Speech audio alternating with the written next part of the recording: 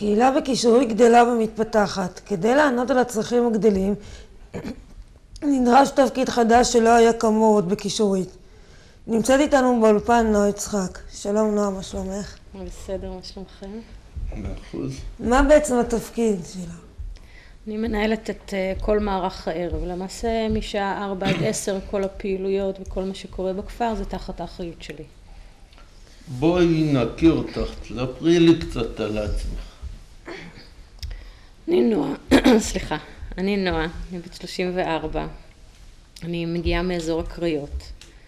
כרגע אני מסיימת תואר שני בחוג שנקרא בריאות נפש קהילתית, שזה תחום של שיקום. מאיפה את באה אלינו? אני מגיעה, כי לפני שהגעתי לכפר עבדתי בכפר ילדים, הייתי רכזת חינוך. איך שמעת על כישורית? כישורית זה מקום ששמו הולך לפניו. אני חושבת שרוב האנשים שנמצאים בתחום של השיקום מכירים ויודעים על כישורית. באופן אישי גם שמעתי על זה מחברים ומחברים ללימודים וגם מחברים של ההורים. במה תהיה שונה הפעילות בתקופתך מהפעמים הקודמות?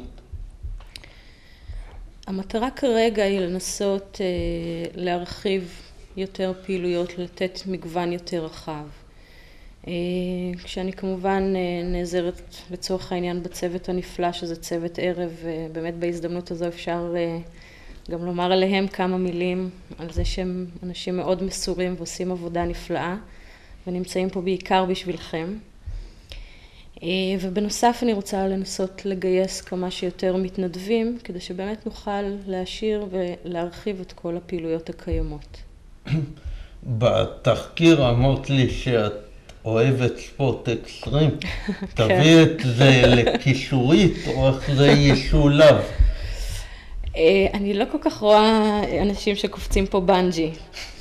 אבל בהחלט אפשר לראות אם יש דברים שאפשר לעשות. אני יודעת שעמותת אתגרים, שזה משהו שהכי קרוב לספורט אקסטרים שיכולים להביא לכאן, אני יודעת שהם כבר היו כאן מספר פעמים ויש קשר טוב איתם.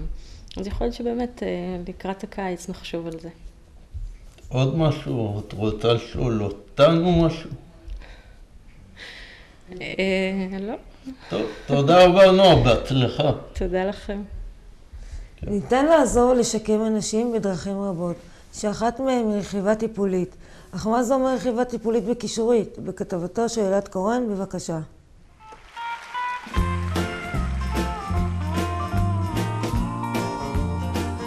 סוסים נותנים לחברים הרבה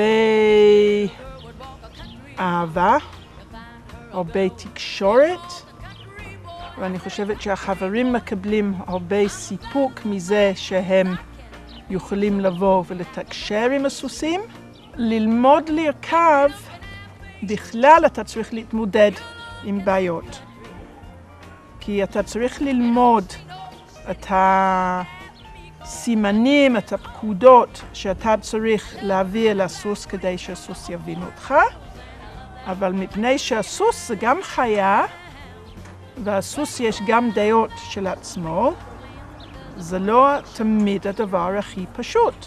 זה דורש שיתוף פעולה בין הרוכב לסוס.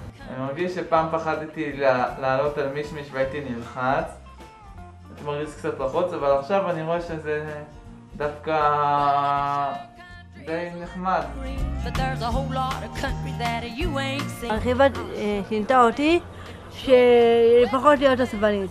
השיעור הטיפולי גם עזר לי להיות יותר סבלנית עם אנשים. כשאני חוזרת מהרכיבה אני כמו דף חדש, התחלתי דף חדש.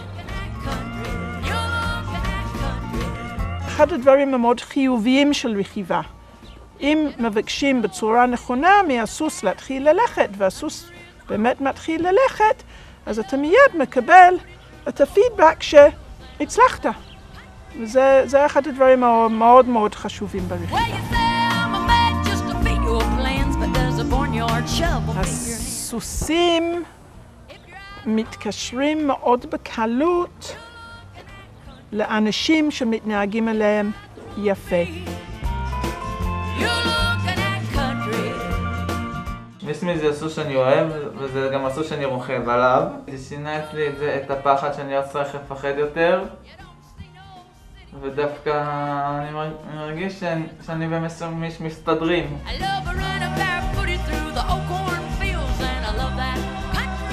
אם אנחנו נדבר גם על שי וגם על טיון, אחד הדברים הכי טובים אצלם זה שהם מתמידים.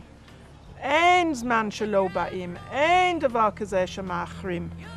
זה נותן לי סיפוק שאני רואה שחברים באים ונהנים, וזה נותן לי עוד יותר סיפוק שאני רואה שהחברים באים ומתקדמים ברכיבה.